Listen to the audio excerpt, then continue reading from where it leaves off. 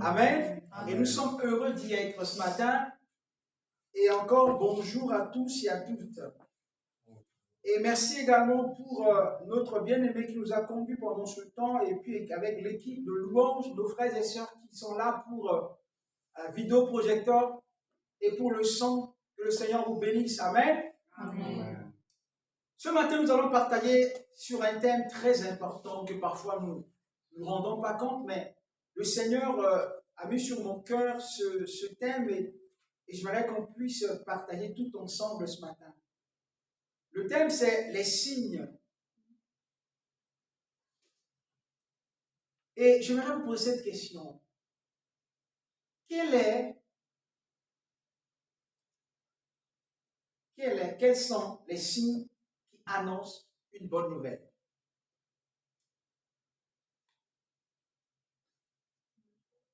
Quels sont les signes qui annoncent une bonne nouvelle? J'aimerais que vous puissiez me donner la réponse. Est-ce que vous savez, vous avez l'idée un peu d'un signe qui apporte une bonne nouvelle? Vous avez ça dans la tête? Si quelqu'un a ça, il peut le dire. Hein? Sentez-vous libre ce matin. Des signes qui annoncent une bonne nouvelle. Parfois des rêves, j'entends quelqu'un qui parle des rêves. Bonne nouvelle. Des signes, je parle bien des signes qui annoncent souvent des bonnes nouvelles. Vous savez, il y a des signes. Quand vous avez cette signe-là, tout le monde est heureux, tout le monde est content, tout le monde est extraordinaire, c'est bon. Alors, je vous donne juste un exemple. Et lorsqu'il y a deux personnes qui sont dans une maison et à un moment donné, il y a un sourire qui sort, ou encore on constate un changement dans le corps de la personne, on voit qu'elle n'est plus la même personne, on voit qu'elle a complètement changé, et on s'imagine, on regarde, on dit mais qu'est-ce qui se passe? Il y a un signal, il y a un signe, il y a un indice qui annonce quelque chose, et on commence à réfléchir, on commence à penser. Je vous donne la piste. Vous avez une piste là? Vous n'avez pas de piste? Alors j'ouvre le jeu. Ça veut dire que il y a des signes qui annoncent la bonne nouvelle. C'est quel signe? C'est-à-dire qu'un jour, on va faire la fête de famille et on va commencer à vous donner un petit cadeau. Et dans ce petit cadeau, vous allez avoir une annonce. Moi, je pense que j'avais une clé ici, là. J'avais une clé, mais je ne l'ai pas amenée aujourd'hui. Mais il y avait une bonne nouvelle dans notre famille et on m'a donné cette clé-là. Et cette clé me dit, bientôt tu vas être papy.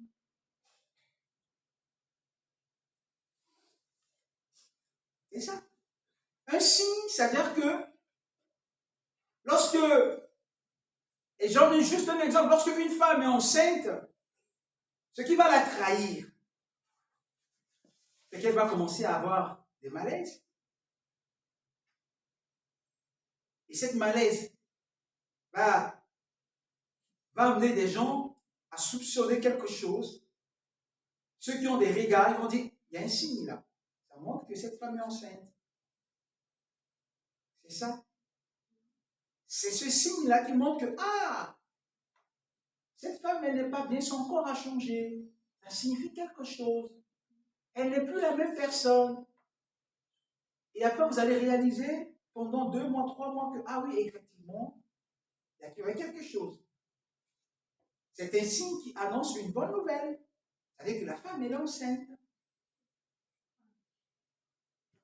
N'est-ce pas?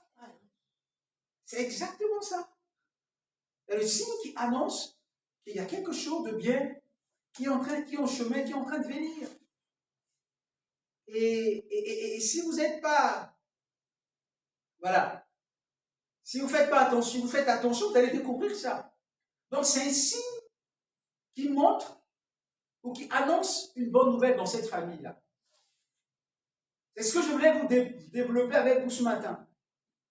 La définition de signe, c'est quoi? Marque, trait, en particulier physique, qui caractéristique. C'est comme, tu vois, dans le domaine de l'enquête, quand il y a un meurtre, et quand on ne reconnaît pas la personne, on ne reconnaît pas le meurtrier, ce qui va permettre aux gendarmes, à la police,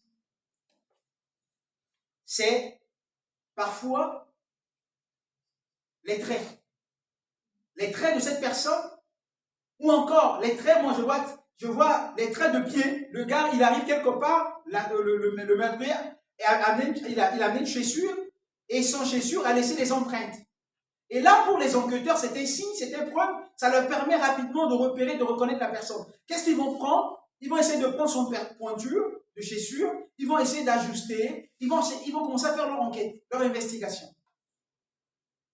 Donc, un signe, ça peut être une marque qui caractérise une personne et quelqu'un, hein, voilà, pour reconnaître la personne. Ça permet d'amener les enquêteurs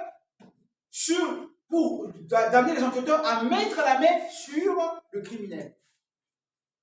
C'est un signe qui va amener les enquêteurs à mettre la main sur le meurtrier. Pourquoi? Parce que ce signe-là va permettre aux enquêteurs de le reconnaître.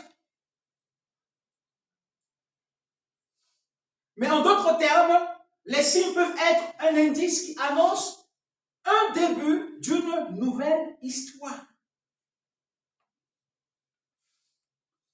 Les signes peuvent donner une annonce à une nouvelle histoire, c'est-à-dire qu'il y a quelque chose qui est en train de préparer, mais il y a un signe, il y a un indice qui dit qu'il y a quelque chose qui est en train de se faire et il faut qu'il y ait un signe qui va annoncer ces choses-là. Et ce matin, je vais parler sur la première chose, les signes qui annoncent le début d'une histoire.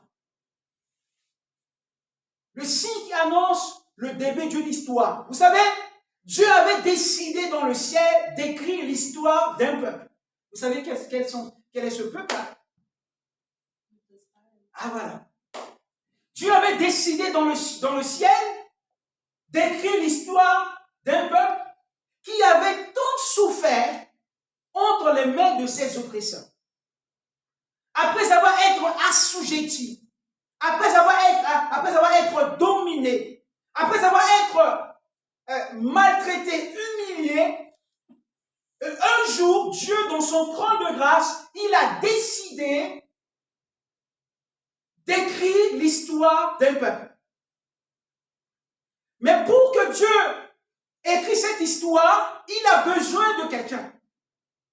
Et vous devez savoir que Dieu, ce que j'aime en Dieu, c'est que Dieu ne travaille pas sans nous, les hommes. Dieu travaille avec nous, les enfants, nous, les femmes, les frères et sœurs, les hommes. C'est pour cela que chacun dans l'Église est utile pour Dieu. Dieu ne nous met pas de côté.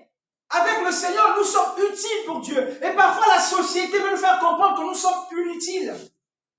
Que nous connaîtrons rien. La société peut te mettre de côté, te dire que celui-là, il ne sert à rien. Parce qu'il n'était pas allé loin dans les études, donc lui, il ne peut pas faire ça. Mais avec Dieu, tu n'es pas allé loin, mais Dieu peut te communiquer la sagesse, l'intelligence pour faire des choses qui peuvent étonner les autres. Dieu, il est comme ça. Tellement qu'il t'a créé, il sait qu'il t'a pas mis sur cette terre pour venir seulement orner la terre, mais il t'a mis sur cette terre pour qu'il se serve de toi. Et c'est pour cela que lorsque Dieu a décidé pour écrire l'histoire de ce peuple-là, Dieu, dans son grand amour, il va choisir quelqu'un. Il doit choisir un homme pour que cet homme puisse aller accomplir la volonté de Dieu. Mais il y a quelque chose qui m'a impressionné, qui m'a tellement marqué, qui m'a touché. Cet homme va demander à Dieu un mandat d'envoi. Vous savez, lorsque on veut arrêter quelqu'un, la police ou la justice, ou encore les gendarmes, ne peuvent pas arriver comme ça, ils te pointent ta main. Non, il faut qu'il y ait un mandat d'arrêt. Il faut qu'il y ait un mandat de la part de la justice, un mandat d'arrêt. Et ce mandat d'arrêt va arriver, va donner le droit aux gendarmes, aux policiers de t'arrêter. Et si tu vas leur résister, ben ils peuvent faire ce qu'ils veulent. Parce qu'ils ont reçu un mandat. C'est exactement ce temps. Elle dit, mais Dieu, Tu me demandes d'aller quelque part, mais je ne peux pas partir comme ça. Il va falloir un mandat. Et on va prendre notre Bible très rapidement. Et on va commencer à lire la Bible. Et nous allons avancer tout petit peu. Nous allons avancer tout petit peu. Genèse au chapitre.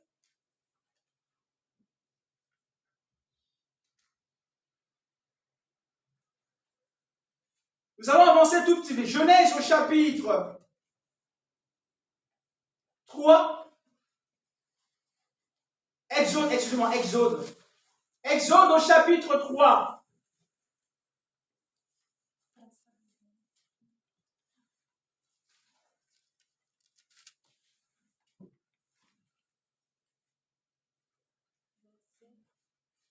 Exode au chapitre 3, à partir de verset 12.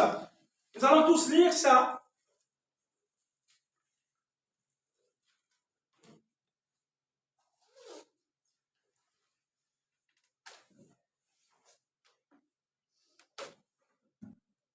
Exode, vous êtes à la page.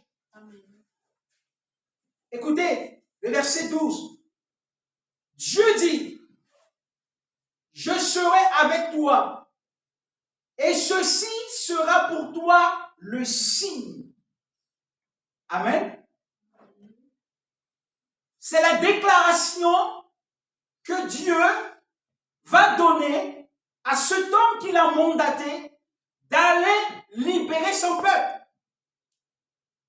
Mes frères et sœurs,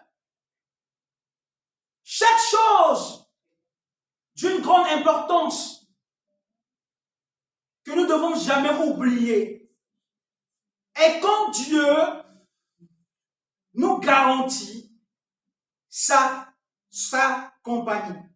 Amen. C'est-à-dire que c'est important pour l'Église, c'est important pour chacun de nous, lorsque Dieu te garantit qu'il va être avec toi dans ce que tu vas faire. C'est très important. Et c'est ce que cet homme attendait de la part de Dieu. Et Dieu va dire, je serai avec toi.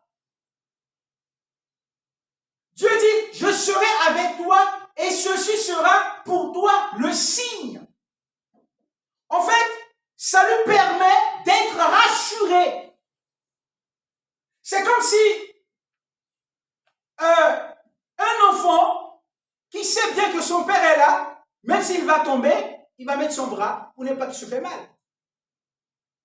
Donc là, Moïse va réaliser que il va partir pour commencer cette nouvelle histoire avec ce peuple, mais Dieu lui a dit, je serai avec toi. C'est ça, ce signe. Tu vas réaliser que tout ce que tu vas faire, je serai là.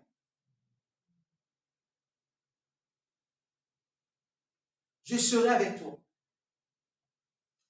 Et quand nous allons lire l'histoire, Dieu a été avec Moïse. Quand Dieu est avec toi, dans ce que nous voulons faire, ou encore ce qu'il nous a appelé à faire, ce que Dieu nous a appelé à faire, si Dieu n'est pas avec nous dans ce que Dieu nous a appelé à faire, on va être triste, on va être frustré. Et on n'aura pas cette force d'avancer dans ce que Dieu nous a dit de faire. On va être désespéré. Et là, cet homme va réaliser que le Seigneur lui a dit, je serai avec toi. Voici le signe, je serai avec toi. Amen. Et la deuxième personne ici, c'est Gédéon. Le peuple a subi tellement de l'humiliation, de l'oppression. Le peuple a été ruiné par ses oppresseurs. Et là, subitement, Dieu va montrer un signe qui va annoncer le début de notre histoire. Amen. On va prendre, parce que Dieu, quand il veut changer notre histoire, il y a un signe. Alléluia. On va lire encore dans Juges au chapitre 6. Et j'aime également cette partie de ce verset de Juges au chapitre 6, les versets 17. Vous allez lire ici avec moi. Juge. J'aimerais commencer le verset à partir de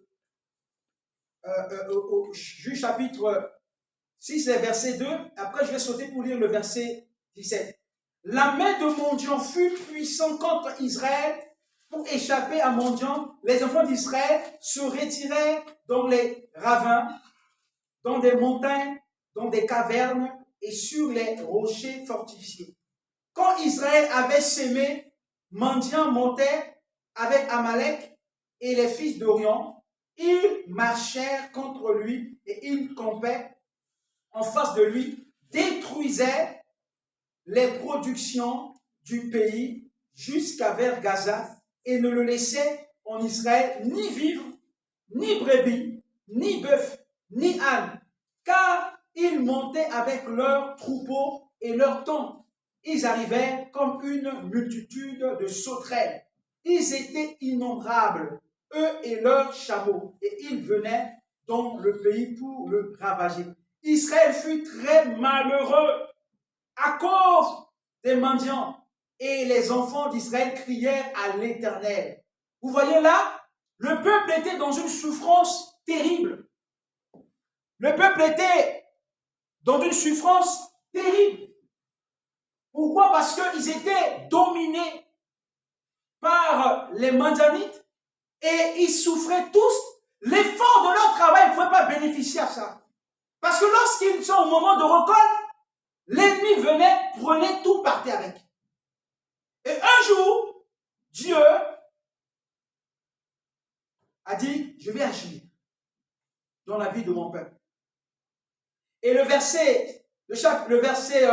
chapitre aussi, le verset 17, qu'est-ce que la Bible dit? La Bible dit, Gédéon lui dit, si j'ai trouvé grâce à tes yeux, donne-moi un signe pour montrer que c'est toi qui me parles. Vous voyez? Il dit, Seigneur, si tu m'as choisi pour aller, pour être le guerrier qui va sauver mon peuple, qui va délivrer mon peuple entre les mains de ces Madianites, donne-moi un signe, montre-moi un signe qui prouve que réellement, c'est toi qui veux que j'aille combattre. Et c'est très important, mes frères et sœurs, parfois, il y a des combats dans notre vie, il y a des choses dans notre vie. Dieu ne donne pas un top, Dieu ne te dit pas, vas-y, et parfois on veut anticiper pour faire sans Dieu. On ne peut jamais servir Dieu, on ne peut jamais faire l'œuvre de Dieu sans Dieu. Si on fait l'œuvre de Dieu sans Dieu, si on veut rentrer dans un combat spirituel sans que le Dieu nous demande de le faire, ça va être compliqué pour nous. Et là, Gédéon, il va dire, Seigneur, moi je ne peux pas m'engager dans un combat avec l'adversaire sans pour le temps que tu puisses me dire, me montrer. Et là, il va prendre le temps de dire, Seigneur, si c'est toi réellement qui m'as demandé de faire ça, montre-moi un signe. Et le signe va me permettre de croire et d'être rassuré que c'est toi, tu es avec moi. Amen. Et là, on va voir que si j'ai trouvé grâce à tes yeux, donne-moi un signe. C'est pour cela que je te dis ce matin, quand Dieu te montre un signe, quelles que soient les personnes qui vont se lever contre toi, quelles que soient les puissants de ténèbres, quelles que soient les puissances humaines, les coalitions qui vont se lever contre toi pour opposer à ce que Dieu t'a appelé à faire, ils vont être humiliés, non par toi, mais ils vont être humiliés par Dieu lui-même.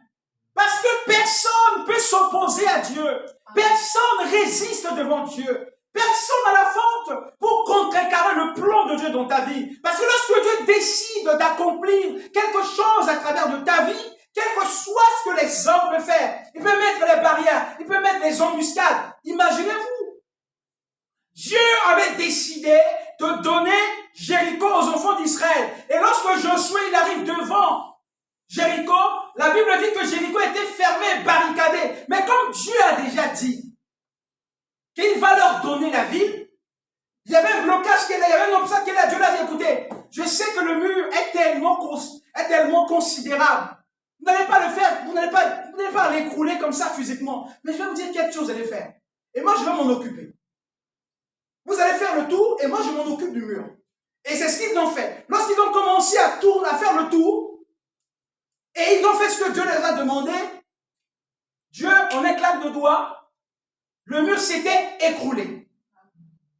Le mur s'était écroulé. Et ce matin, j'aimerais te dire, je dis à quelqu'un qui me suit ce matin, quelles que soient les forteresses, quelles que soient les barrières, quels que soient les obstacles que peut-être l'adversaire a mis devant toi, pour que tu ne rentres pas dans le plan de Dieu, que pour que tu ne fais pas ce que Dieu t'a demandé de faire, cette barrière va s'écrouler au nom de Jésus. Je libère cette parole ce matin, que cette barrière va s'écrouler au nom de Jésus. Et tu vas rentrer dans le plan de Dieu. Et tu vas faire ce que Dieu t'a demandé de faire, quels que soient les obstacles. Alléluia. Et la Bible déclare que Gédéon lui dit, Seigneur, j'ai trouvé grâce à tes dieux. Donne-moi un signe pour montrer que c'était toi qui me parles. Verset 18. Et Gédéon m'a fait quelque chose d'extraordinaire. Mais j'ai besoin d'un signe, Seigneur. Mais je vais te dire aussi quelque chose, Seigneur. Ne bouge pas là. Attends là d'abord. Gédéon va lui dire, ne bouge pas là. Ne t'éloigne point d'ici, jusqu'à ce que je revienne auprès de toi, que je t'apporte mon offrande et que la déposer devant toi. L'Éternel dit, je resterai jusqu'à ce que tu reviennes. Donc on voit bien que, même derrière ça, quand vous allez lire le verset ici, quand vous allez lire le verset jusqu'à la fin du chapitre 6, vous allez voir que Gédéon a demandé encore des signes à Dieu et que Dieu lui a montré. Il a demandé au moins 2 signes à Dieu. Il a tellement voulu que Dieu l'affirme. Mes frères et sœurs, il y a par Dieu, il est disponible, mes frères et sœurs. Si vous avez des doutes sur certaines choses, si vous n'avez pas l'assurance de ce que vous allez faire, vous pouvez demander à Dieu dans la prière. Parce que Gédéon a demandé un signe. Mais avant d'aller au combat, il va demander encore des signes à Dieu. Il veut être rassuré, re-rassuré. Mais Dieu, ça n'a pas empêché Dieu de le faire. Dieu a dit, mon fils, tu demandes ça, mais je vais le faire pour toi. Et mes frères et sœurs, quand si vous avez fait quelque chose et que vous êtes tenté, il y a une petite hésitation qui vient, priez. Demandez à Dieu de vous éclaircir. Dis Seigneur, j'arrive pas. Dis Seigneur, mais j'arrive pas. J'ai besoin que tu puisses m'éclairer sur ça. Vous allez dire au Seigneur, Seigneur, j'ai besoin que tu puisses m'éclairer. Je suis un peu dans le brouillard. Je ne suis pas rassuré. Je sais que tu m'as parlé, mais je ne suis pas tellement rassuré. Mais je veux que tu puisses encore me rassurer davantage. Tu vas prier, Dieu va dire, ok, tu as demandé encore que je te rassure, je vais le faire. T'inquiète pas. Moi, je l'ai déjà fait pour moi. Moi, je sais, je ne veux pas dire ça ici, mais c'est intime, c'est personnel. Il y a des choses que j'ai demandé à Dieu. Je dis, Dieu, je demande que tu puisses m'éclairer. Je suis un peu dans le brouillard, je ne comprends pas. Je ne suis pas encore bien rassuré, mais j'ai besoin que tu puisses m'éclairer. Et Dieu m'a éclairé. Et ça m'a rassuré. Je dis, ah oui, c'est vrai, c'est Dieu. C'est Dieu. Et là, Gédéon a demandé encore un autre signe. Il a dit, Seigneur, si c'est toi, fais ça. Montre-moi ça. Le Seigneur l'a fait. N'hésitez pas de demander à Dieu si vous voulez faire quelque chose et c'est pas clair devant vous. Ou si vous avez un projet et le projet n'est pas encore clair, demandez à Dieu. Dis Seigneur, c'est un peu flou pour moi. Éclaire-moi.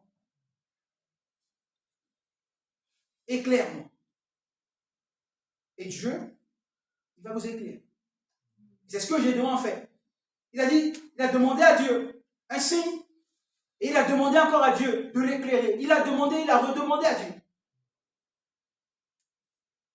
Et Gédéon a été l'instrument, comme je dis,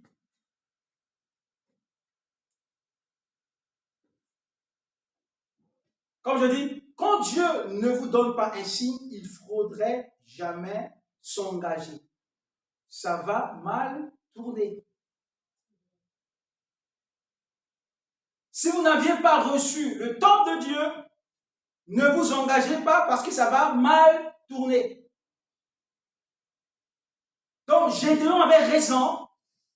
Avant de s'engager, avant d'aller au combat, il a besoin que Dieu puisse lui montrer un signe pour le rassurer.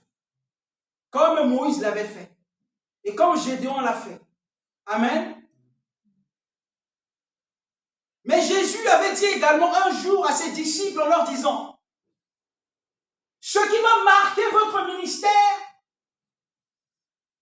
ce qui va vous encourager à croire, ce qui va vous encourager à savoir que je suis avec vous, c'est que vous allez prêcher l'évangile et votre évangile, votre parole va être accompagnée par des signes. Les signes vont être le marque qui vous dit que je suis là, je suis avec vous, je suis dans ce que vous êtes en train de faire.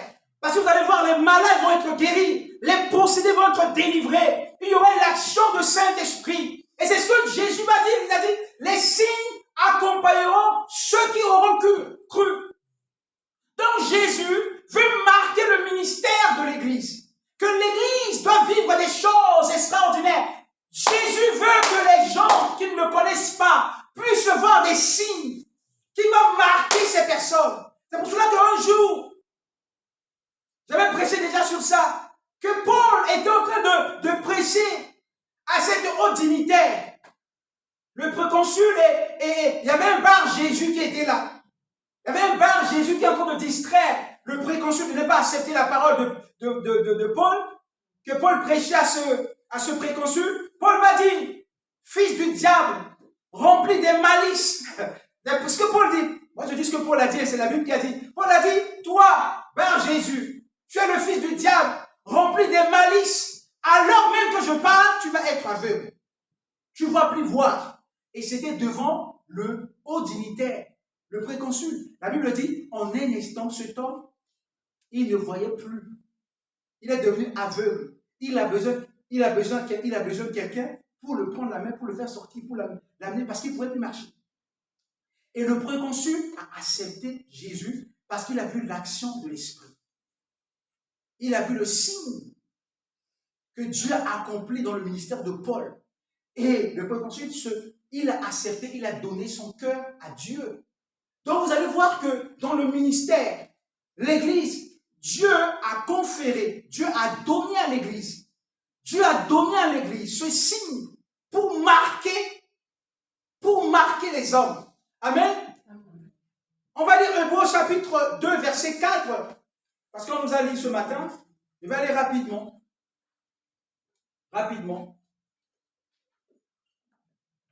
La bonne nouvelle qui a changé l'histoire de l'humanité.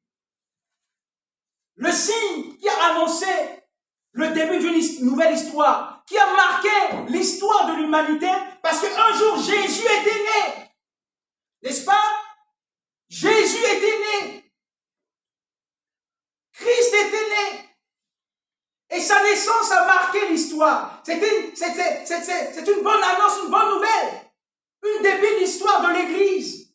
La Bible déclare que, je vais vous lire ce verset. Le premier verset, c'est Hébreux chapitre 2, les versets 4.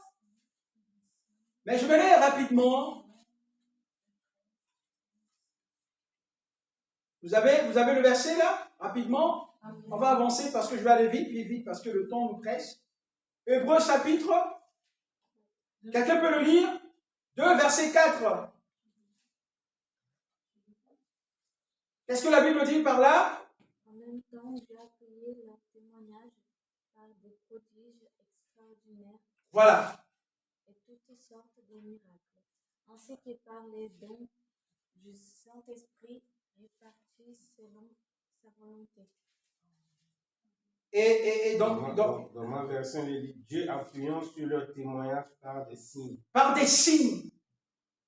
Et en fait, il y a des signes. On reconnaît le ministère des apôtres par ces signes. On reconnaît que Dieu est avec eux. On reconnaît que Jésus est avec eux par des signes, par des puissances, par des choses extraordinaires qui se faisaient entre les mains des apôtres. Et l'Église aujourd'hui, cet signe, les gens attendent jusqu'à aujourd'hui.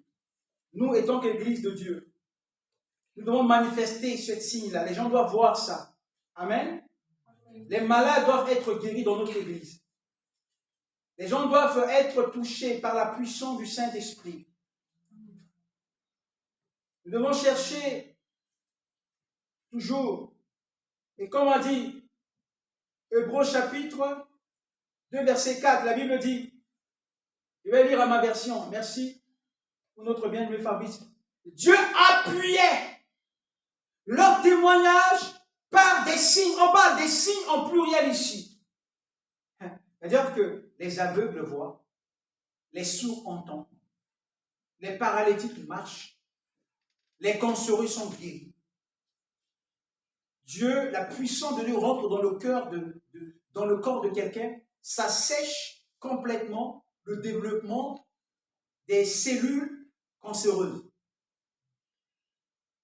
La puissance de Dieu descend dans le corps de quelqu'un et va sécher jusqu'à la sève les cellules cancéreuses dans le corps de la personne. La puissance de cet esprit descend dans le corps de quelqu'un, change son corps, transforme son corps. Et Dieu dit ça. C'est la marque de l'action de l'esprit. Et la Bible dit que Dieu, alléluia, Dieu appuyait leur témoignage par des signes, des prodiges et des divers miracles, par les dons du Saint-Esprit distribués selon sa volonté. Je crois ce matin que le Seigneur va libérer sur l'Église. La gloire de Dieu va se manifester dans nos églises et que les malades seront guéris. Et que les gens reconnaîtront à travers ces signes que Jésus-Christ est bel et bien Seigneur et qu'il agit encore. Alléluia. Je le crois ce matin. Que Christ, celui qui me suit ce matin, je vais te libérer cette parole. Que Jésus a cette puissance de toucher ton corps ce matin. Là où tu te trouves, là où tu sens mal. Que Christ te touche. Que la main de Dieu te touche, que l'Esprit de Dieu te saisisse, que la main de Dieu te saisisse. Et toi qui m'entends, toi qui es en train de m'entendre en ce moment, et que tu es malade, je prie au nom de Jésus, que cette douleur disparaisse dans ton corps, au nom de Jésus-Christ. Que le miracle de Dieu s'opère dans ta vie ce matin. Parce que les signes accompagneront, témoigneront l'œuvre de la croix, l'œuvre de Jésus. Et je suis certain ce matin, et qu'il va le faire dans ton corps.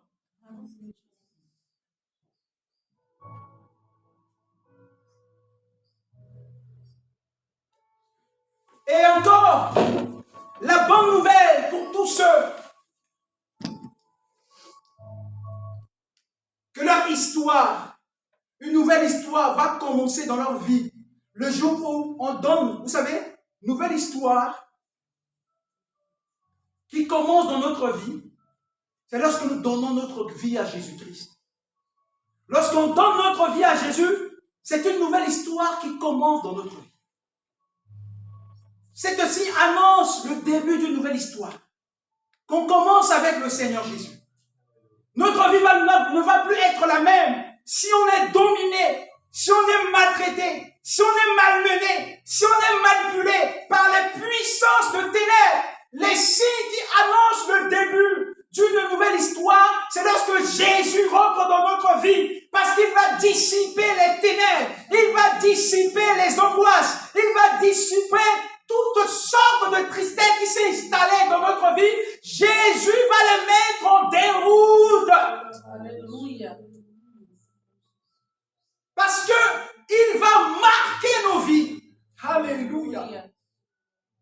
Écoutez-moi, la Bible déclare que dans Luc au chapitre 2, la Bible dit que lorsque Jésus était né, les bergers qui étaient là dans les montagnes en train de s'occuper de leurs troupeaux, ils étaient visités par un ange. La Bible dit que la gloire de Dieu les a entourés. Ils avaient eu peur. Et l'ange leur a dit, je viens pour vous annoncer une bonne nouvelle. Je viens pour vous annoncer une bonne nouvelle.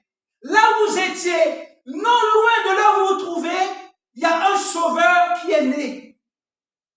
Et je viens du ciel pour vous annoncer cette nouvelle-là. Mais il y a un signe que je vais vous montrer. Pour reconnaître cet enfant qui réellement est le sauveur du monde, vous allez le retrouver dans un mangeoire, il est couvert. C'est un signe pour vous. Vous allez le retrouver dans un mangeoire. Cette bonne nouvelle des bergers qui s'occupaient de leur troupeau. Et j'aimerais te dire ce matin, Jésus est un signe qui annonce le début de l'histoire de ta vie. Parce qu'il vient changer ta vie. Il vient transformer ta vie. Et tu vas témoigner ce qu'il va faire dans ta vie. Et je le crois ce matin. Alléluia. Alléluia. Alléluia. Je vais rapidement lire 2 versets. 2 versets, puis on va prier. Je vais arrêter cette partie, on va prêcher notre partie prochainement. On va rapidement prendre Hébreux chapitre, Genèse au chapitre, Genèse au chapitre 17, verset 11.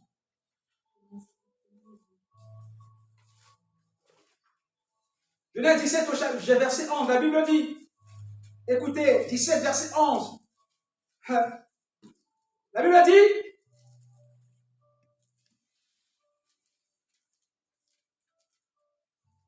Genèse au chapitre 17, verset 11, la Bible dit, vous circonciserez et ça sera un signe de l'alliance entre moi et vous. Lorsque notre cœur est touché par Dieu, est changé par Dieu,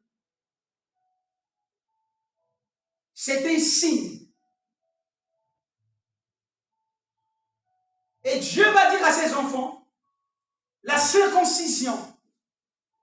Dans Genèse, Dieu va dire que la circoncision pour le peuple de Dieu, de corps, est un acte, c'est une alliance. C'est une alliance. Et vous devez savoir que croire en Jésus, on va lire le 2e verset, et je vais rapidement vous expliquer avant de rentrer dans ce temps de prière. Romains au chapitre 4, verset 11. Qu'est-ce que Paul va dire aux Romains?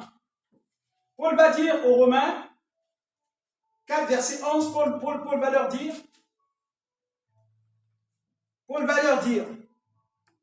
et il reçut le signe de la circoncision comme le sceau de la justice.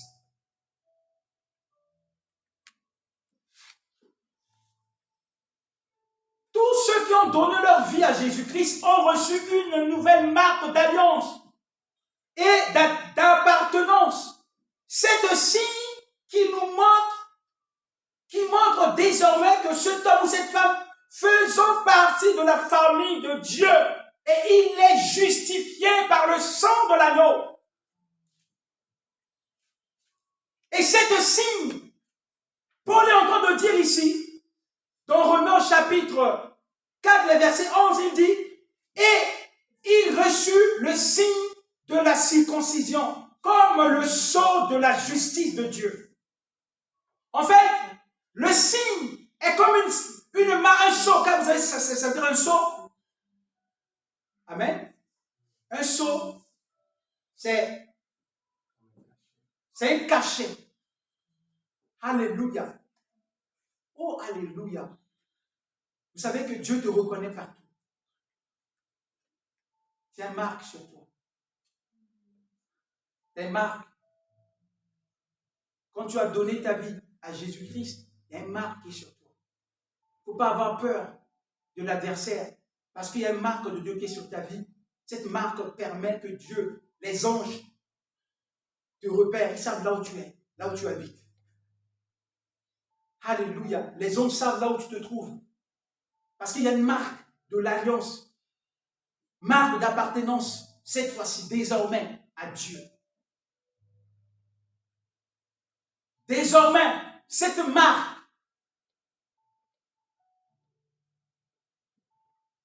qui dit, Yasmine est à moi, ne le touche pas. Riyad est à moi, ne le touche pas.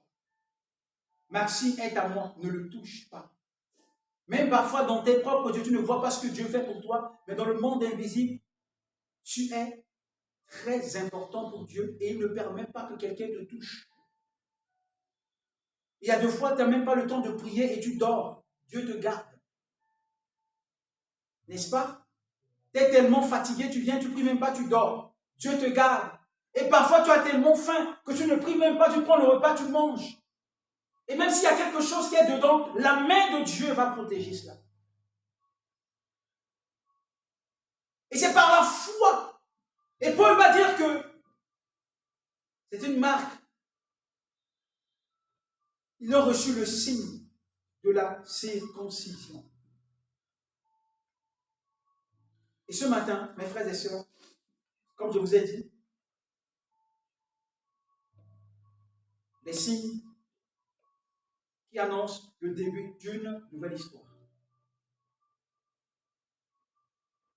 Il a été pour le peuple de Dieu, il a été pour Gédéon, il a été pour l'Église, et il a été pour chacun de nous.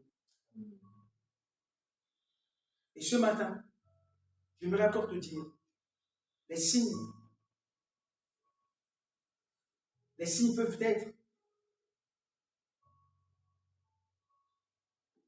un début d'une nouvelle histoire. C'est-à-dire qu'il y a des choses parfois, ceux qui me suivent, vous savez qu'il y a des choses, pendant les mois, pendant les années, tu pries pour avoir un indice, pour commencer cette entreprise, pour commencer ce travail, pour prendre peut-être la décision de te marier. Il y a des gens parfois qui veulent se marier, qui demandent un signe. Pour dire, Seigneur, si cet homme, cette femme est à moi, montre-moi un signe. C'est très important de demander ça à Dieu, parce que je l'ai fait aussi. Et je pense que c'est important. Si tu veux commencer une entreprise, de dire, Seigneur, tu veux voyager, d'aller dans un autre pays, tu demandes également à Dieu, est-ce que tu veux que j'aille? David a été un homme selon le cœur de Dieu parce qu'il a toujours compris qu'à chaque fois que il va aller en combat, il demande d'abord Dieu. Seigneur, est-ce que tu veux que je puisse y aller? Dieu dit, vas-y, je vais te donner la victoire. Tu vas les écraser, Moïse, David. Tu vas les mettre en déroute. Avec dit, alléluia. Donc Dieu m'a dit que je vais les mettre en déroute. Mora. Et bon, adore. Lorsque Dieu te donne le temps, ça te donne la force d'avancer. Nous, on n'a pas l'église qu'on est aujourd'hui, l'église source de vie, on ne peut pas faire ça comme ça. Parce que Dieu nous a dit, il est là. Il est avec nous. Même si nos yeux humains voient les choses d'une façon humaine, mais ce que Dieu est en train de faire en coulisses, s'il nous ouvre les yeux de voir, on va pleurer. Parce que Dieu ne fonctionne pas comme nous. Et comme vous allez voir le démarche, quand Dieu a dit à Moïse, je serai avec toi. Je serai avec toi, ça veut dire que tu n'auras pas des obstacles, bel et bien. Je serai avec toi, tu n'auras pas de difficulté, bel et bien. Il va pas, bel et bien. Mais je serai avec toi. Ça veut dire qu'il peut y avoir des obstacles, mais tu passeras. Il y aura des difficultés, mais tu passeras. Tu passeras. Je serai avec toi. Il y a des obstacles, mais tu passeras. Mais je t'aiderai. Tu vas vaincre. Je serai avec toi. Amen. Et David a dit, Seigneur, comme tu es avec moi, nous devons avoir en nous, personnel, même les jeunes, vous êtes en train de construire votre vie. Vous êtes en train de demander d'aller à la fac. Il faut prier. Seigneur, tu veux que je puisse faire quoi? Je vais faire quoi? La médecine, l'infirmière, la comptabilité. Tu veux que je fasse ça? Dieu va te dire, non, ne fais pas ça. Je vais t'utiliser dans ça. Je me souviens, pour clore ce moment, un monsieur, j'ai écouté ce témoin de cet homme. Il disait que il y a un collègue, il était en train de faire l'école d'ingénieur aux États-Unis. Et puis, non, ouais. Et il y a un collègue, ils sont invités par un collègue, et il y a un collègue qui lui a dit que, non, il a commencé à travailler dans une entreprise, je pense, si je ne me trompe pas, comme un ingénieur. Et il disait qu'à chaque fois, il ne se sent pas bien. Et il était parti à une cérémonie d'un collègue qui devait partir à la retraite. Et ce collègue a dit, à chaque fois quand je viens ici travailler pendant les 32 ans, j'avais des boules au ventre. Et il a dit, il s'est posé des questions, il dit, mais comment ce monsieur vient travailler pendant 32 ans, il n'est pas bien. Et moi, qu'est-ce que je fais faire ici? C'est à ma place. Et il a prié Dieu. Ça a été la guerre entre lui et ses parents. Il a dit, j'ai abandonné. Lui, maintenant, en Asie, il a vendu l'Asie. Il est connu à l'Asie. Il a vendu plus de millions de livres en Asie. Il est connu. Et s'il restait seulement à travailler comme un ingénieur, il n'allait pas faire ce que Dieu lui a demandé de faire. Donc, il est important pour toi. Il est important pour moi. À chaque fois, quand nous voulons faire quelque chose, demandez d'abord à Dieu un signe. Demandez d'abord à Dieu un signe. Demandez à Dieu un signe en lui disant, Seigneur, est-ce que tu veux vraiment que je fasse ça? Si tu veux que je fasse ça, montre-moi un signe qui me permet de m'engager à ça. On ne fait pas des choses comme ça pour montrer aux autres qu'on sait faire. On ne fait pas des choses pour prouver aux gens. Mais si c'est Dieu qui s'engage avec nous, alors là, mon frère et ma soeur, nous allons être heureux dans ce que nous allons faire. Même si au début, ça ne marche pas, mais à la fin, on va éclater. On va éclater de joie. Parce que Dieu va honorer sa parole. Parce que lorsque Dieu parle, il le fait. Toujours. Amen. Amen. On va s'incliner la tête et on va bénir le Seigneur. Je garde le reste pour l'autre dimanche. Seigneur, merci parce que tu es notre Dieu. Tu nous as dit ce matin, Seigneur, les signes annoncent toujours le début d'une nouvelle histoire. Le début d'une nouvelle histoire, comme tu as fait en Israël, comme tu as fait dans la vie de Gédéon, comme tu as fait avec des disciples et comme tu as fait dans notre vie. Et ce matin, nous voulons croire que tu es capable de faire ça dans la vie de quelqu'un. Celui ou celle qui m'entend ce matin. Ô Père, je te bénis. Ô Père, je te loue. Parce que tu vas faire dans la vie de mon frère, tu vas faire dans la vie de ma soeur. Et elle va témoigner ta grandeur. Tu vas nous montrer. Parce que la Bible déclare qu'un jour, Élie a prié. Il demandait un signe. Mais lorsqu'il a vu seulement les nuages, il savait que la pluie allait tomber. Ce matin, je prie pour toutes ces personnes qui me suivent sur les réseaux sociaux. Peut-être qu'il y a quelqu'un qui a résolu dans son cœur de faire quelque chose. Et pour l'instant, il n'a pas de réponse. Patiente, mon frère. Patiente, ma soeur. Attends ce signe de la part de Dieu. Ne force pas les choses, mais attends Dieu. Il va te parler. Il va te montrer un signe. Et ça va te permettre de t'engager. Que le Seigneur te bénisse ce matin là où tu te trouves. Et si tu as déjà un signe de la part de Dieu, je prie que Dieu t'encourage. Tu peux maintenant aller. Tu peux maintenant commencer. Parce que Dieu est avec toi. Le Saint-Esprit sera avec toi. Et te donnera la victoire, quels que soient les obstacles. Que le Seigneur nous bénisse au nom de Jésus.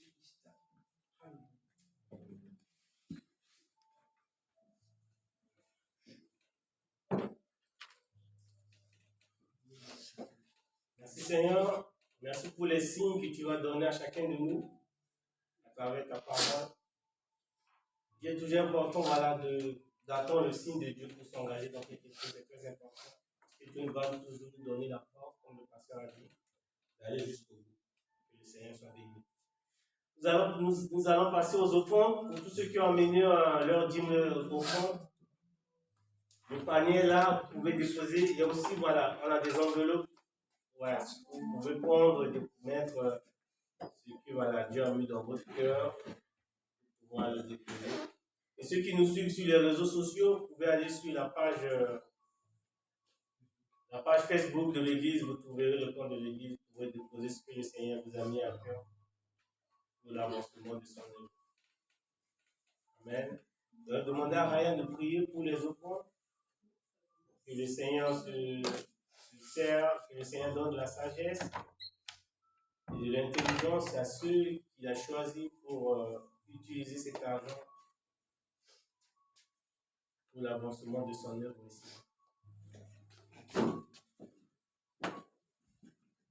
Merci mon Dieu à toi pour les offrandes, pour qu'on puisse améliorer l'Église, pour qu'il y ait plus de gens qui viennent écouter ta parole. Merci pour tout. Amen. Amen.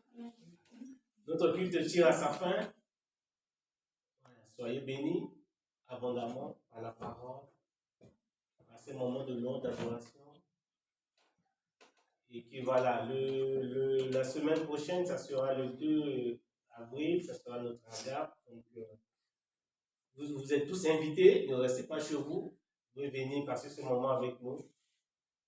Et le mercredi, voilà, ce mercredi à 20h, ça sera l'émission, l'enseignement sur la chaîne de Pasteur. Vous voulez écouter la parole de Dieu, passer de bons moments, pour vous connecter à 20h. Et le samedi à 20h30, sur la page WhatsApp de l'église, si voilà, vous voulez assister, vous voulez participer, ou si vous avez des sujets, vous pouvez, voilà, vous irez sur la page, vous verrez le numéro de l'église du pasteur, vous pouvez envoyer vos sujets de prière, vos recommandations. Si vous voulez des signes aussi, vous pouvez demander peut-être le pasteur va vous accompagner. Que le Seigneur soit béni.